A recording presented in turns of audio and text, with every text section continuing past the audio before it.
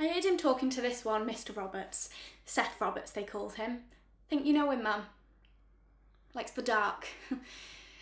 And he's saying how I am some sort of easy pussy, saying he needs to watch himself around me, my sort, saying a few years ago girls like me would have been legal, fair game, saying it's ever since women got the vote and contraception when we stopped knowing our place, that's when all the trouble started.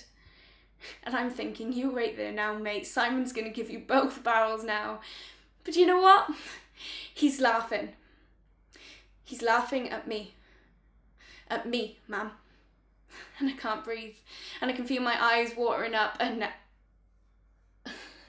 I'm not crying. It just feels like I've boiled over or something. And so I go to the back of the lane. I think I can scratch their cars, you know, so I can breathe again.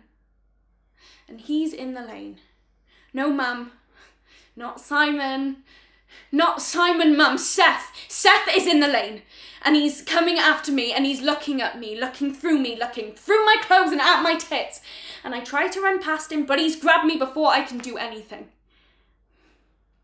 And he's putting his hand up my skirt and I can feel his cock through them stupid trousers he wears. And I know what's going to happen now, Mum, don't I? I know all about that. But I can't do nothing. And I can see his cock in his hands and he's grabbing my tits and he's pushing my head down and putting his cock in my mouth and it's making me gag. He just keeps pushing it in harder and harder and I look up and I see him. Simon. At the top of the lane, he's just stood there watching. He's not doing anything. He's just stood there watching. He's not helping me. He's just stood there.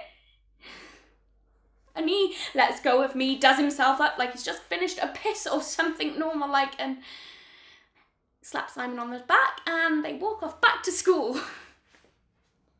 But he looked back. Simon.